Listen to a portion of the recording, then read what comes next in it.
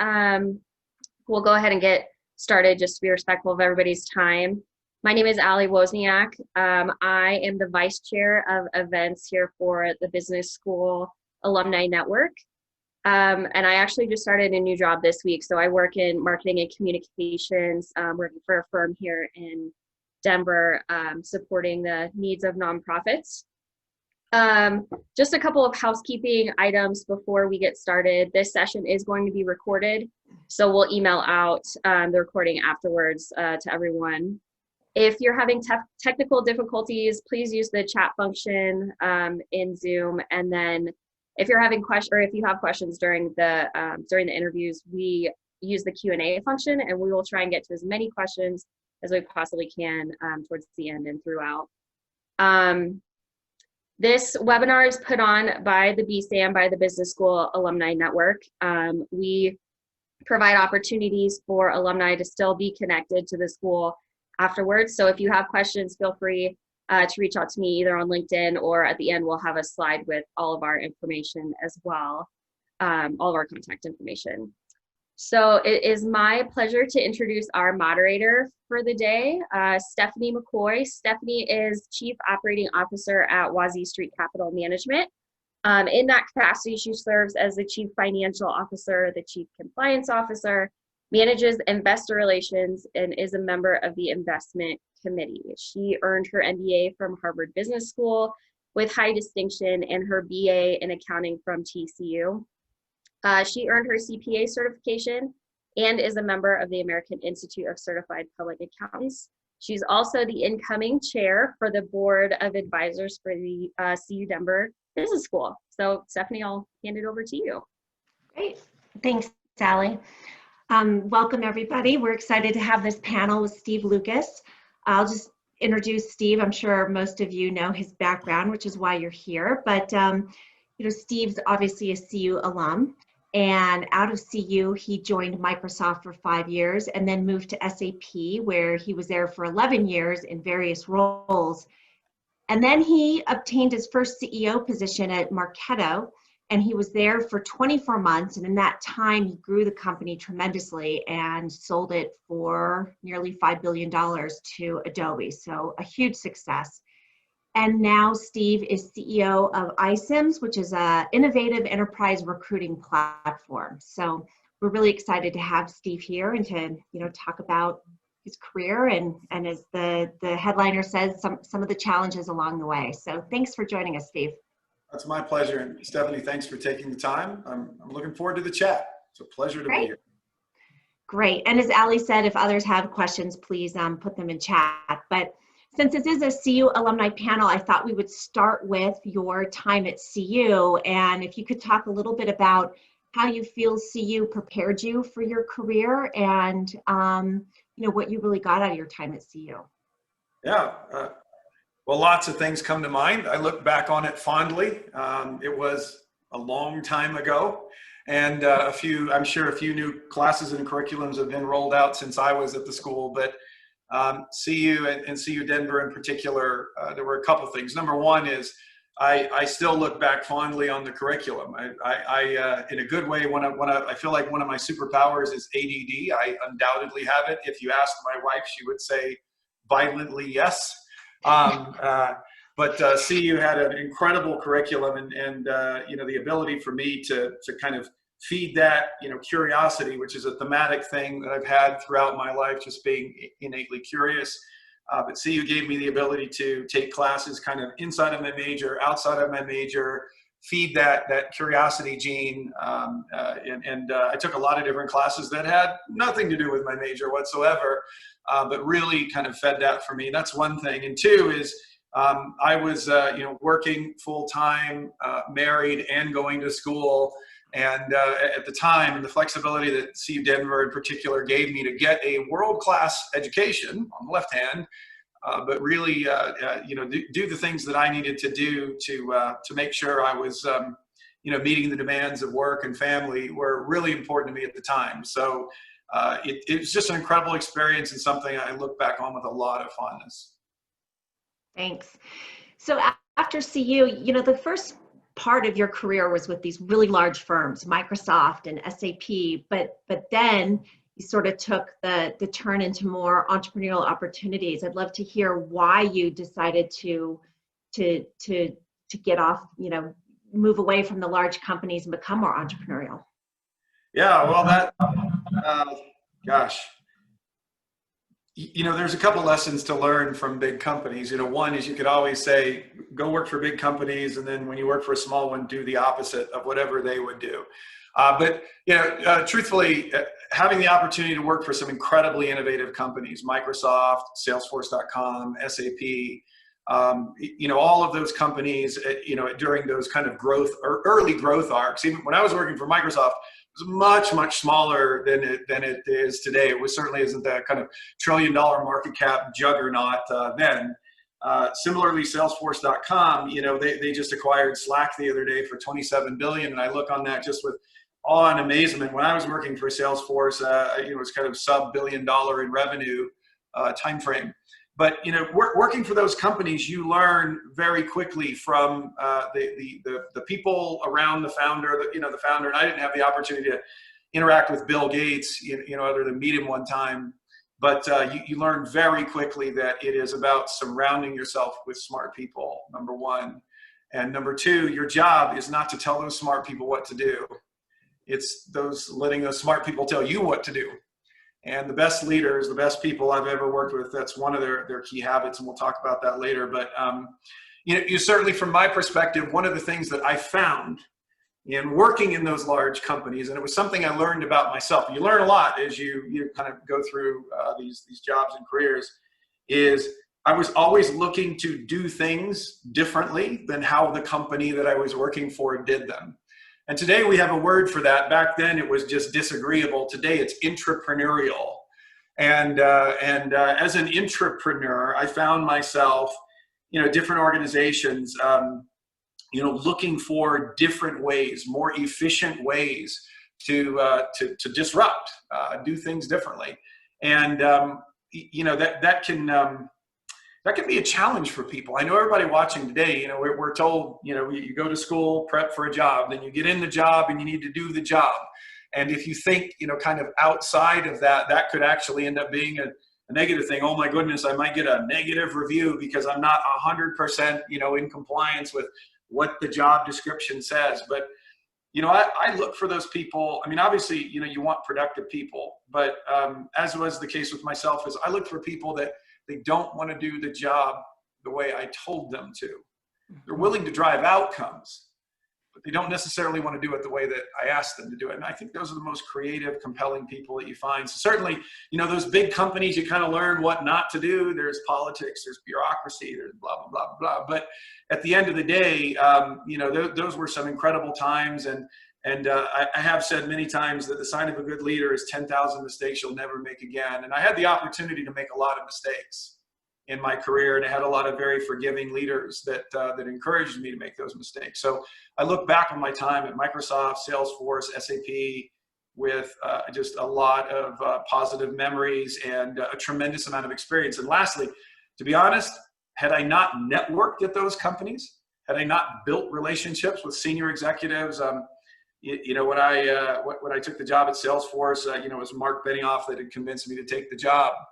When I went to work at SAP, it was Bill McDermott that convinced me to take the job. He's now CEO of ServiceNow, has moved on. But those really strong network connections, they have served me personally very, very well. And, those people and more have acted as incredible mentors. So just a lot to learn. So you mentioned sometimes, getting feedback and maybe not doing the job exactly how your supervisor had expected, which can be good and bad. But what's some of the most difficult professional feedback you've been given in your career? Oh my gosh, so much.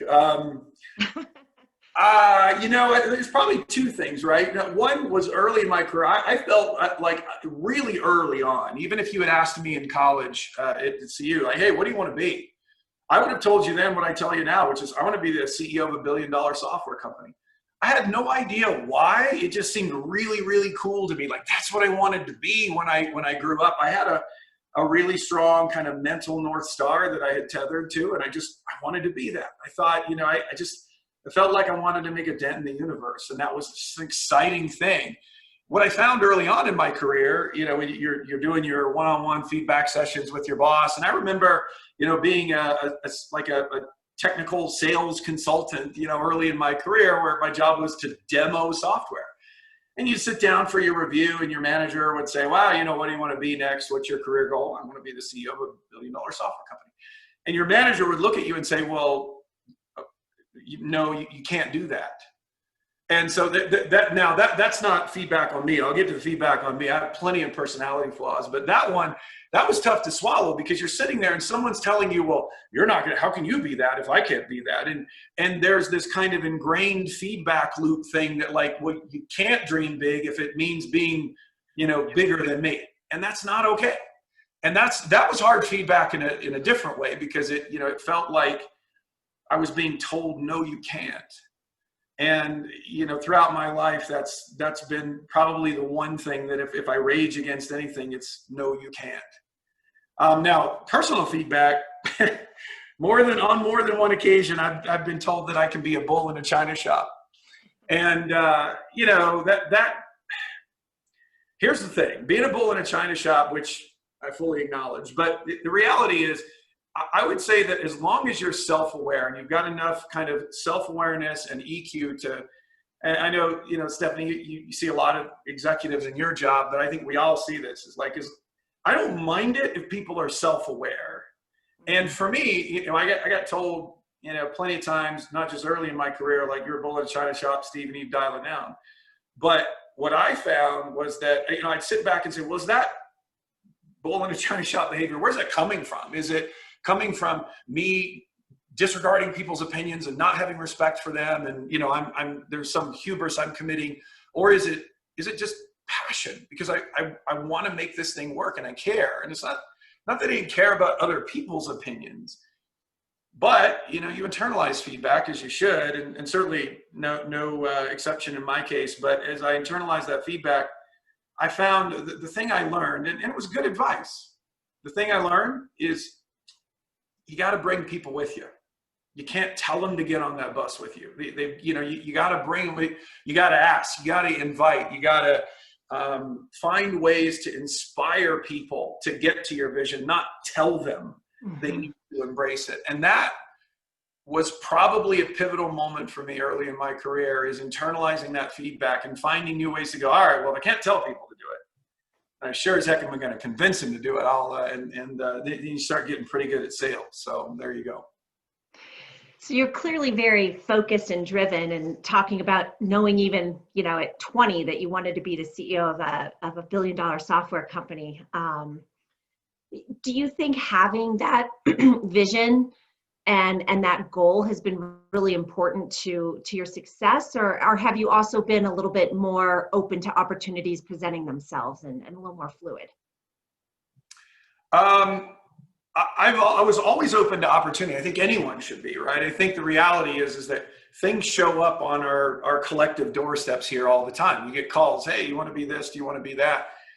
But I will tell you that, and I've shared this feedback with people many times when they come to me and say, hey, Steve, I want to get some career advice. And I'll ask them one question, and I'll come back to this. I'll say, what do you want to be? Because if you don't know what you want to be, if you're not willing to hoist the sail and go in a particular direction, you're going to go wherever the wind blows you. And I think it's so incredibly important to have a career North Star and to make it big. And it doesn't matter that the journey may be a windy road along the way. I've led sales teams, consulting teams, marketing teams.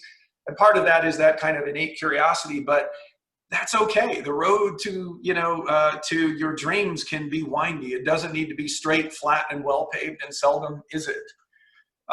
It's normally rocky and with lots of harrowing moments and rough terrain. But if you don't have that North Star at some level, it's so easy to get blown off course. And, I've talked to my kids, and, when we talk to them, my wife and I, about life in general, one lesson I've shared with my kids is, even if you're 1 degree, did I lose you? Stephanie, are you there?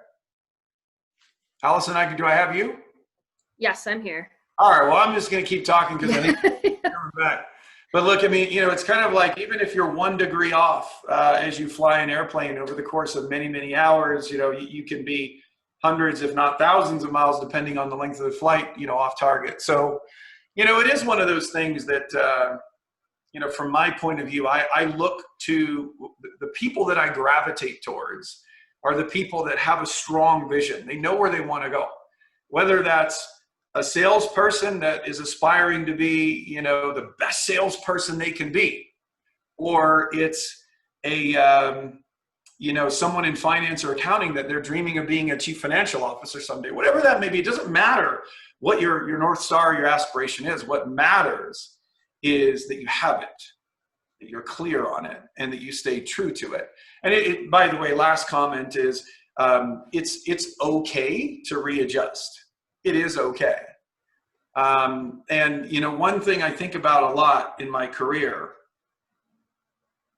I reflect back on this often, is there were moments in my, you know, 25 years in software where you have moments of doubt. Everybody does. You don't believe you're good enough. You don't believe, you ask yourselves, and the worst question you can ever ask yourself in your career is, why me? You know, and again, you know, my wife and I have been married a long time, you know, so I lean on her lessons pretty heavily, but she often asks people, why not you? And the reality is, you know, why not you?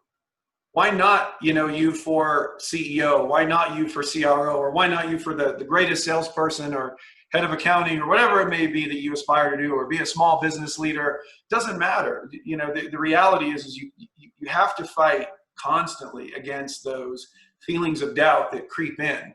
No one is immune to doubt. The person that is, they're teed up for failure. Thanks, Allie. I think you stepped in. Sorry about that, guys. One of those rocky road patches that you were talking about, Steve, when I got kicked out. So it was all good, Stephanie. I stuck the landing. I'm telling you, it was good. Good. I'm sure you did. When I was off, I'm like, I probably don't even need to sign back in. He's doing such a great job. Well, I was going to ask you, you were talking when I got knocked off about, you know, it's never, your path to success is never smooth and easy, right? Investors always like to talk about the up and right angle. That never happens in a company or a life. And I think one of the rocky things you've had to deal with is your type 1 diabetes that you're very, very open about, but maybe you can talk about how that's affected you and maybe how that's influenced your leadership style. Yeah, well, you know, we all of us, everybody watching, whether it's you or a family member, we all face health challenges in our life. Mine happened in my early 20s. I graduated, but, you know, we were mid-20s. And I was diagnosed out of the blue with type 1 diabetes, which is there's nobody in my family that has it. I was just kind of driving the truck down the road and then wheels fell off the truck. And you're convinced when those things happen that this is it. Like, you know, my dream is over. This is the worst thing that could happen to me. This is my greatest weakness.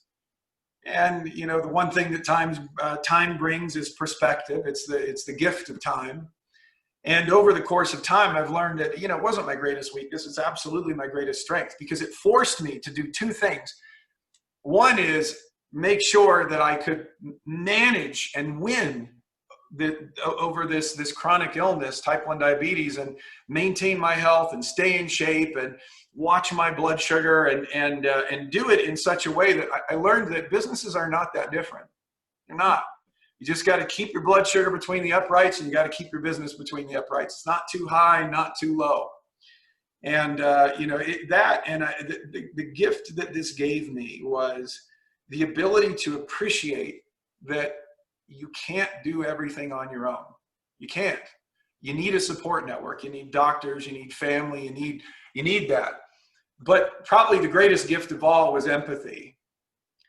That was something that I think this world is in short supply of right now, is empathy. Mm-hmm. But the reality is that it's given me the gift of being able to empathize with other people. And I'm not sure if, you know, success or whatever modicum of that, you know, comes without empathy. I'm not sure that I'd be the person that I am today, maybe. but I value who I am. I value the road and the journey that I've been on and the people that I've met along the way and been able to help. And now act as a mentor for people that are starting on their own journey with things like type 1 diabetes and also philanthropic efforts. It's just been a tremendous gift. So maybe staying on the theme of the type of leader you are, before you were a CEO and you had a myriad of bosses, what were some of the attributes that you admired and didn't admire as you were kind of thinking about what type of CEO you wanted to be? Well, I've always admired the attribute of commitment. I think, when I look at other leaders and, I look to people like Mark Benioff and, things like that, like Mark's leading Salesforce. Mark could have punched out a long time ago. He could have. Mm-hmm. He's chosen to lead Salesforce to a, $250 billion, heading to $300 billion market cap.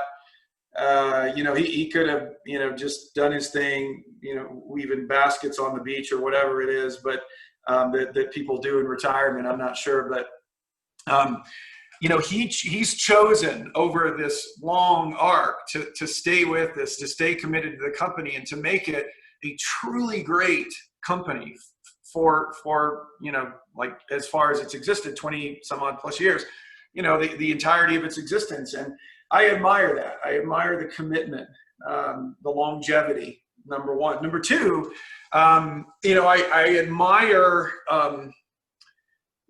when people find a way to connect and engage with their teams. I can think about people like Bill McDermott in particular, who led SAP for a long time. His ability to engage deeply, personally with people, it's very powerful. Conversely, you look at other leaders and you also learn what not to do. And, I find that, again, I'll come back to the smart people comment. If you're hiring smart people to tell them what to do, then you're just doing it wrong. If you hire people, to penalize them when they fail, you're doing it wrong. Failure is one of the most valuable lessons. I think it's the most valuable lesson. I'll learn 10 times more from a failure than I will a success. And it's so important to encourage people to fail. Now, fail fast, that's important. But, the reality is, I think, you learn from people around, what you admire, what you don't. And then what you have to do is sprinkle in your own personality as well. Yeah. So as CEO, I'm sure there's so many things you need to do, but what's something that you feel like you really should be spending your time on, but then what do you find yourself spending your time on? And maybe those are aligned, maybe they're not aligned. Well, number one is culture. If you don't have it, you are perfectly positioned for failure. And I'm not talking about the good kind.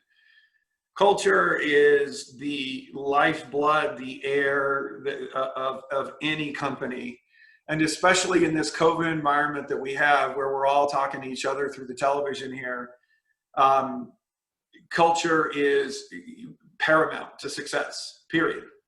And you set it as the CEO, you set the tone for culture. And, I've seen CEOs that set, very, kind of poor tone for culture. I've seen ones that have, set, incredible tones. But if you're not willing to think about culture daily and how you are developing that culture as a leader, and then how you are teaching that to your team, I can't think of a more important thing. The other night, I shared this with you, Stephanie, but my team called me up and said, "Hey, Steve, we're talking to this customer about trying to close a deal on Monday." And at the end of it, here's what I can tell you. If you ever want to get into software, especially enterprise software, end of months, end of quarters matter. And what's coming at the end of the month or end of the quarter is you got to close your business. You got to, do a good job. So my team was trying to close this deal. Customer was pretty frustrated with my team. They were trying to get it wrapped up on Monday night. And the customer got pretty upset and hung up on him. And that's not a good situation to be in when you're trying to close a large transaction and get started on the right foot. And called up my team, said, "What's going on?" Turns out the buyer, the customer, lives here in Colorado. And my team also told me that this person said, "Hey, my wife has COVID, so I appreciate you trying to get me to sign a deal, but she's sick." And there was a lack of empathy there. We didn't even ask. We failed to fundamentally just connect with a human being. and ask him, like, how you doing? That's like 101 in culture. So I walked in the kitchen. I told my wife, she had the best idea ever. She said, why don't you take him he turned out he lives here in Colorado. She said, take him a banana bread. I was like, you know what? That's a great idea. So I wrote a little card, put it on a banana bread, drove it down to his house, left it on the porch. It was very clandestine, and then came back to work. And we got a note the next day from this person and just said, hey, this means a lot that you think about me and my family. Thank you. And now we're gonna close the transaction tomorrow. So, you know, the reality is that those are moments where it's not about you, but it's about sending a clear message to your team about what matters. And I could have simply said, hey, shame on us for not asking, but it's taking that extra step that makes all the difference. So you became CEO of iCIMS in February. So you had, you know, a month of normalcy.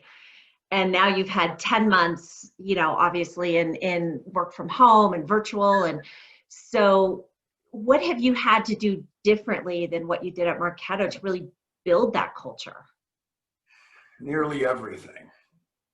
We've had to make change in terms of just focusing on people's, you know, health and mental health and well-being. I mean, you know, we're all home with kids or parents or by ourselves, no matter what the scenario. The reality is that this is, you know, as nice as it is to be able to just, you know, put on jeans, a nice shirt, and slippers to go on a Zoom call here. The reality is that this is an extraordinarily challenging time for people. So we've had to change everything. We've changed our work policy on a daily basis. We have a 90-minute quiet time from noon Eastern to 1:30, so 10:30 to 10:30 to noon Mountain, so that'd be 12:31 or 2 Eastern. And so it's a 90-minute mandatory quiet time. There are no meetings during that time. And that's to give people time back, because I know good and well we're all on email because we can't walk away from it. It's just here. Work is right here. We've taken an additional 6 company holidays this year, turning 3-day weekends into 4 into 5 where we can. You know, we've signed up for things like care.com benefits for people to get, you know, dog sitting or dry cleaning or whatever that may be. And it's just you know, anything we can do right now to make people's lives easier, we're going to do it, because it is about culture. But you got to remember, you know, we all got to remember that if we don't provide a pressure relief valve for employees and for their, you know, our own mental health, to get out, walk the dog, exercise, it doesn't matter. You know, at some point we're going to break. We all are. And it doesn't matter what your title is. It doesn't matter if you're, you know, fresh out of college and you're, you know, doing your first job, or you're senior executive, fill in the blank. We're all human. We all have our breaking point. You've got to find a way to manage around that and provide people the time that they need and that safe environment where they feel like they have permission to do it. So another thing that I understand that you really changed, because when I was looking at iCIMS, the senior leadership team looks very, very diverse. And you made a comment to me that it wasn't that way that when you came in, and I know you are deeply committed to diversity and equity and inclusion. So can you talk about that? You know, why are you? And then I'd love to talk about why so many companies aren't making the leap. Sure. I mean, you and I did talk about this, you know, Stephanie. The reality is that, look, it's not just a good idea to be diverse, to provide equity and be inclusive. It's not. It's the right thing to do. And the reality is we have all the data in the world now that shows that diverse organization, in terms of gender, in terms of orientation, and in terms of race, that the list goes on, perform better than companies that aren't as diverse.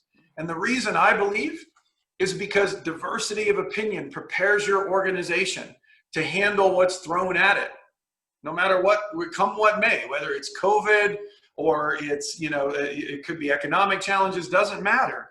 And, you know, for me, more than anything else, the world needs to find a way to focus on the things that we have in common, not our differences. That's what matters. And by the way, the things that make us diverse, they make us better. Never have I worked for a company where, you know, I've regretted building diversity. And I will say that iCIMS has done an incredible job of developing gender diversity. We're nearly half of our entire organization is female, which I'm very proud of. So we've made progress there, but we have so much more work to do on so many more fronts. And it starts at the top. It starts with, as a leader, do you believe this? Are you deeply convicted that diversity matters? And if you are, then show it. Don't just tell your team to do it. And that's something that we've had to drive in our organization in a big, big way and continue to drive. It has radically changed our outlook, our vision, and frankly, our performance. I think it's amazing. So I'm deeply convicted that it's not just a good idea, but it is the right thing to do. When did you first in your career realize this and realize that this is important to success? Pretty early on. I'd say, my family around me, here's the thing. I would tell you, as a father, you, from time to time, especially over the past 25 years, pause and think, would I want my daughter in this environment? And the answer for me, and unfortunately in some circumstances, was absolutely not. And in other circumstances was absolutely. But one thing I resolved to do was just, and this is kind of like the general rule that you leave the campsite better than you found it, was make sure that my daughter enters a workforce that is better than the one I found. Mm-hmm.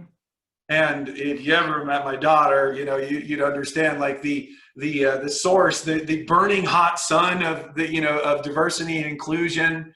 In terms of passion, there comes significantly from her. But it's certainly, as a parent, knowing that I don't intend on leaving the campsite worse than I found it. So if President-elect Biden called you up and said, Steve, what would your policy advice be for me to encourage other CEOs to think like you? Because I think unfortunately you might be in the minority, not the majority at this point, although there is some movement. Yeah, well, first of all, I think it'd be awesome if you called me up. That'd be cool. I think there are a couple policies that could make a profound difference for all organizations. But before we get to policy, I think fundamentally it starts with forum and it starts with dialogue.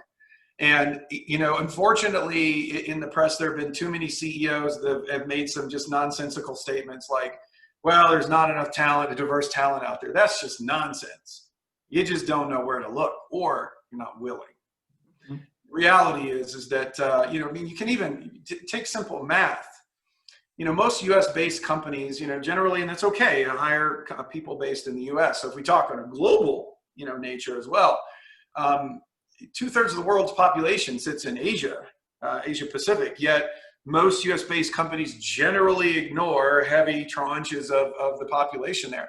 And if we truly believe that talent is equally distributed, but opportunity is not, then we're missing a ton of talented people. Here in the US market in particular, it starts by partnering with, and I think this is something that the president could do today, set up a strategic forum to ensure that historically Black colleges and universities, as an example, this is not the only path, but have a forum with organizations, whether it's big tech or it's retail, doesn't pick the industry, it doesn't matter. There is a forum, and that's something that we need to provide. It starts with dialogue. Beyond that, there are myriad initiatives going on right now. There are some incredible not-for-profits out there that have been founded, and it's coming out of these very powerful movements like Black Lives Matter and the like, where they're coming together and saying, hey, we're going to make sure that we can work with leading tech companies. iCIMS is involved in that, given that we help, we connect people and jobs. That's what we do for companies.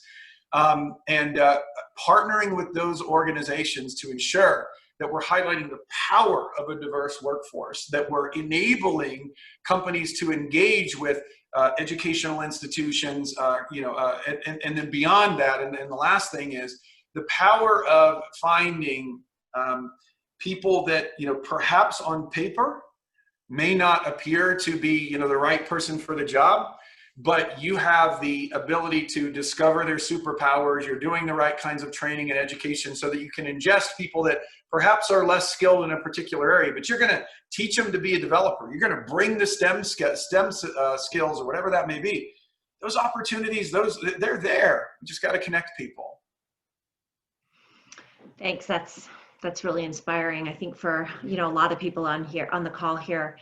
So, the next 12 months, we've been in such great uncertainty for the last 10 months. What do you see for your company over the next 12 months? What are you preparing about and thinking about? Yeah. I'm going to be on Yahoo Finance tomorrow morning talking about the jobs outlook for the U.S. market in particular. That'll be fun. But what I see for our company and for the country as a whole, I mean, first of all, we went through an extraordinary downturn, right? 22 million jobs lost in a 5-month period. That's unprecedented. It's never happened in the history of in the United States. Percentage-wise, arguably worse than the Great Depression. So the good news is we've gained back 12 million of those jobs. We still have, 10 million more to go, but I'll tell you, I don't think those jobs are coming back the way they were. The reality is that companies right now, and I think this is a great opportunity for people to upskill or reskill, as well. But companies are looking to change. They're looking to do things differently, because even when a vaccine, which I'm extraordinarily excited about, and I know that it's just around the corner, which is kind of like, whether you celebrate Christmas or not, like Christmas Eve is the worst. It's wonderful, but you're like, oh, presents. But the reality is, with the vaccine right around the corner, we're kind of chomping at the bit. But I do think companies are rethinking how they will redeploy these jobs. These jobs are going to be upskilled in a big way. There is no company I'm aware of that at some level doesn't want to be or have anything to do with software. It doesn't matter. I don't care if you mow lawns, you're still using these. And the reality is that as companies become more and more technology centric, more gig centric in our economy, jobs are going to change. You look at today, we have 35 million Americans that participate in the gig economy. That wasn't a thing until Uber showed up. Now we have a gig economy with Instacart, Uber, DoorDash, and the like. And so I think more and more Americans are going to participate in non-traditional jobs, like gig. Here's the question: is how does the Bureau of Labor Statistics, how do you count a gig worker? Are they employed? Or are they not? Are they full-time? Or are they part-time? So there's all kinds of ways that things are going to change. But I would say that there is zero risk and zero downside to anyone watching or tuned in right now to upskilling and or reskilling in and around your technology base. There's nothing wrong. I can promise you in your career, nothing, you will regret nothing when it comes to becoming more and more knowledgeable about software and technology. So are you, for our CU students, CU Denver students and CU Denver alumni and the other people here, would you be optimistic for them and their careers over the next 5 years? Yeah, absolutely. I think now, like we're probably, in the pandemic, and I realize how many people have been, just so profoundly impacted. And, especially if anyone's watching, my heart goes out to you. I know this is a difficult time. We are probably at the darkest time of the pandemic right now in terms of yeah, there are therapeutics in the market, but if you look at the infection rate and mortality rate, it's just staggering right now, and it shouldn't be that way. That being said, we have to look to the future, and the reality is this will abate. We will get great therapeutics and a vaccine in the market very, very soon. The economy will come roaring back when that happens. There is a tremendous amount of capital demand parked on the sideline, and that will come roaring back. And it will come back, I think, sooner than people think. I think in the July timeframe of next year, by July, we will start to see a profound and sustained recovery in a number of sectors: travel, hospitality, and the list goes on and on. But we just have to hold on. We just got to hold on and do what we need to do in terms of continuing to wear masks, social distancing, because that will bring the recovery more quickly. And just to be clear, the stock market is not the jobs market. Those two things are not tethered perfectly together. And the reality is while the stock market may be at an all-time high, the jobs market still has a lot of work to do. But I can tell you, whether you are employed or thinking about changing jobs, or you still got time to go in school, or you're graduating in the spring, whatever it may be optimistic. And by the way, if you want to come work at iCIMS, send me a note, because we got a bunch of jobs open here in Denver, as well as the East Coast. But certainly we are hiring, and we love smart people. Great. Ali, I know you wanted to open it up to the audience for questions. Yes, so we have a couple, and I thought this was good. You kind of already touched a little bit on it, but how important is failure, and is it smart to intentionally fail? Well, it's never smart to intentionally fail, but failure is one of the most, kind of valuable things that you can possibly experience in life. And I will tell you, if you are not failing on a frequent and recurring basis, then you are not trying hard enough. Okay, and then kind of going back to what you were saying in the beginning about CU, can you speak to the idea that school might help you get a good first job, but other things like character and connections mean more than where you got your degree from? Yeah, I mean, I think the degree, well, I think, the school itself is always important depending on the kind of curriculum. CU Denver, there are incredible specialties that the schools have, and I tremendously value those. And I'm always a little biased, so we like hiring those organizations, institutions. But, I absolutely will tell you network matters. One of my best practices I've had in life, I never let a day expire without meeting a new person. If you look at my LinkedIn network, and I have connected voluntarily with 29,000, I was checking it this morning, some odd people.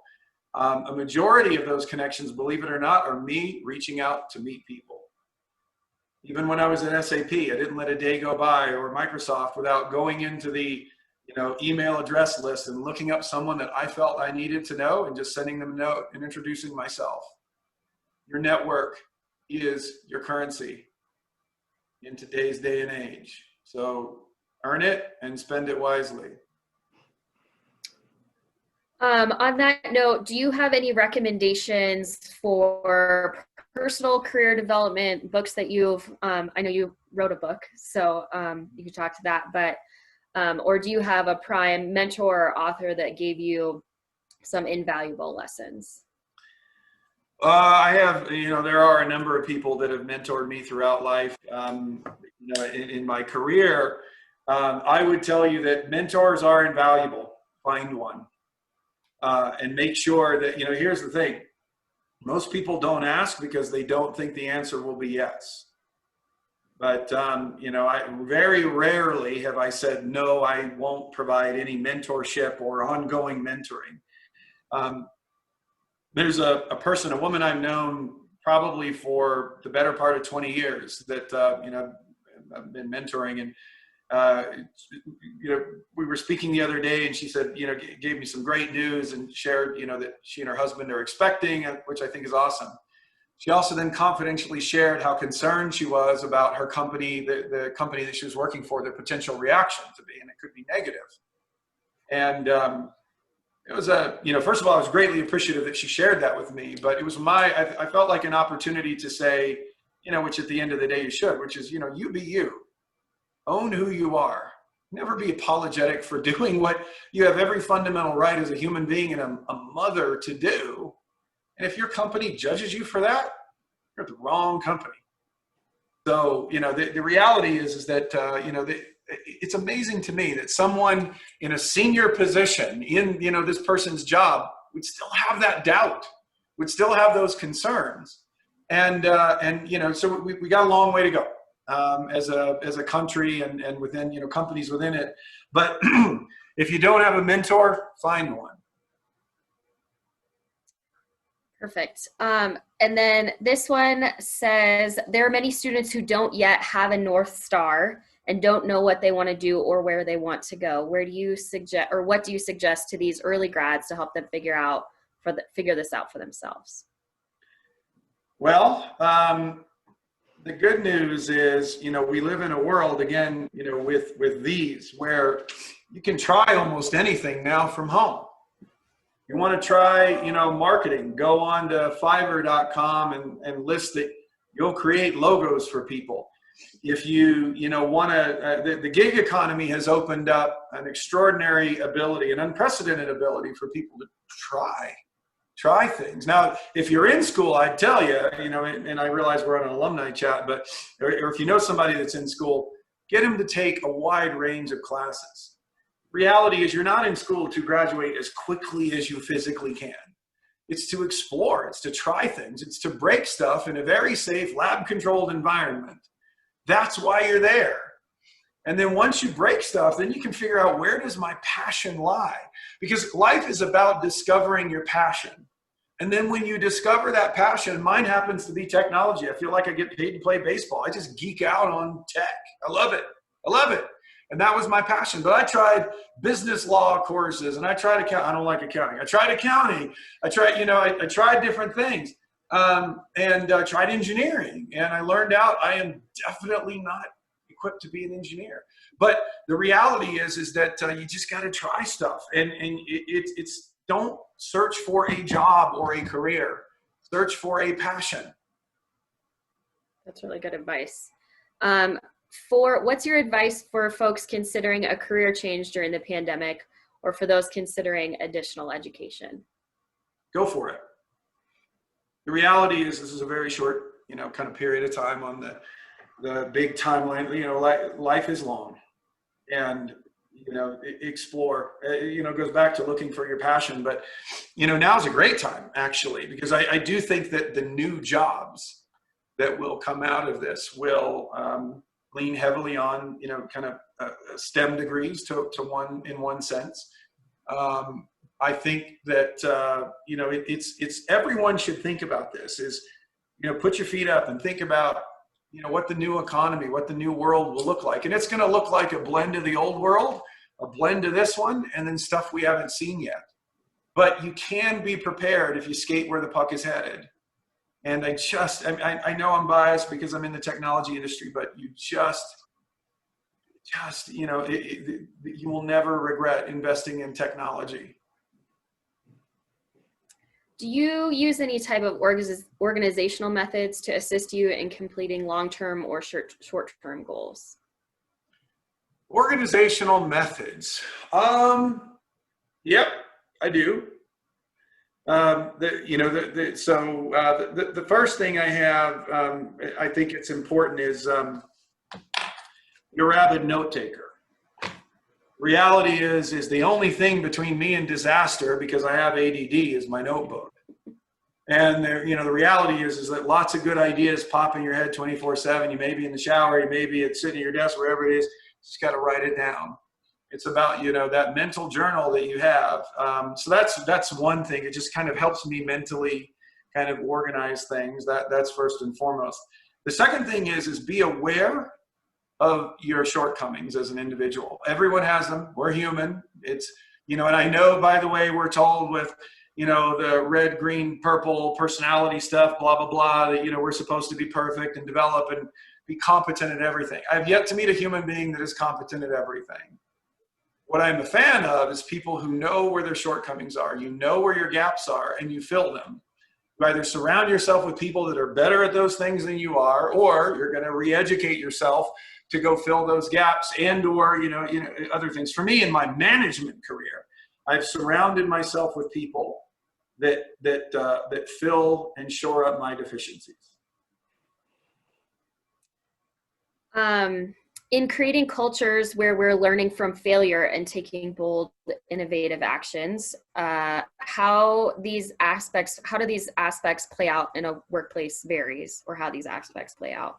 How do you think cultural identity and implicit bias of the receiver and giver also factor in? Okay, can you ask that one more time, because you kind of cut out at the beginning? Sure. So in creating cultures where we're learning from failure and taking bold, innovative actions, how these aspects play out in a workplace varies. How do you think cultural identity and implicit bias of the receiver and giver also factor in? Well, they always factor in. Bias is omnipresent. There is no environment where bias is not present. Anyone that tells you that is biased. I would tell you that the most powerful thing anyone can do in a workplace environment, and the culture of the company has to be open to this. There has to, permission has to be there, is to talk about bias, and to talk about, the blind spots that we all have, and to be open to feedback and to be willing to admit that you have inherent bias. You know, I recognize even my own bias. No matter how much I can or try to empathize, I will never empathize with certain people that have grown up in certain environments that look differently than I do. You have to be willing to acknowledge that you have some level of bias, and you have to be open to dialoguing about it. You have to be prepared to try and empathize as best you can. Doesn't mean you can have empathy, but you can try to empathize, because you may not have walked a mile in someone's shoes. So I would just tell you that it's about, you know, getting the conversation out in the open. What habits are critical for you to stay on your path? Curiosity, first and foremost. You know, that may seem counterintuitive to staying on your path, but I have found in my life one of probably the thing that has served me better than anything else is being curious about how everything works. If you want to be a great CEO, be curious and start there. It kind of drives my team crazy because they you know, I'll when I have spare time on my hands, I'll start futzing around with our website, entering a fake name and as a lead on our website to see how long it takes for me to get a call back. So I've used all of the different fake names that I possibly can. You know, now they're kind of on to me, so I'm having to switch my phone number. But you know, curiosity helps keep you on your path. Here's why: if you're feeding your curiosity gene and you're starting to look kind of just outside the current job that you're in, oftentimes it can reinforce the conviction of what you're doing. So you're not constantly questioning, well, am I on the wrong path? So, you know, learning different things from different people in different industries actually will help you focus. It will help you do your job better. So that's one. But two is, as I said at the beginning, is conviction and commitment. You have to be convicted that the decision that you've made, the path that you're on, is something that you are going to drive towards, and you're not going to let what anyone else tells you steer you the wrong way or take you off your course. Too many people are just, you know, today is, you know, we get, it's kind of like, Stephanie, the feedback question you asked me, right, is when people give you feedback, just remember, they are slightly smarter than you are, just ever so slightly, and ever so more experienced than you are, but you can't over-rotate on that experience. You've got to be able to listen to it, exercise some self-awareness, some EQ, and then apply it to yourself, but don't over-rotate to the point where you're just kind of oscillating throughout your career. And, you know, I had some feedback for someone here at iCIMS the other day, and I just said, hey, just so you know, your name came up for a great project. And the response, which normally you would interpret that feedback as, well, that's good. The response I got through text was, well, do they not think I'm doing a good job in what I'm doing? And I'm like, no, that normally when you are considered for, like, it would be the opposite of that. But you just never know how people will internalize a message, right? So it's always important to just make sure that you're being clear with people on that. But yeah, that's what I'd say. Well, thank you so much for all of this insight. I know a lot of people had questions, and we'll try and see what we can get answered. But we appreciate you, Steve and Stephanie, for jumping on this and being flexible and living in the world of Zoom and doing a virtual fireside chat. Thank you, everybody, that attended today. Like I mentioned, this has been recorded, so we're going to be sending the link to this recording out, and we're also going to be sending a survey out. It would really help us guide kind of what our next projects are and kind of who we bring in that people want to see.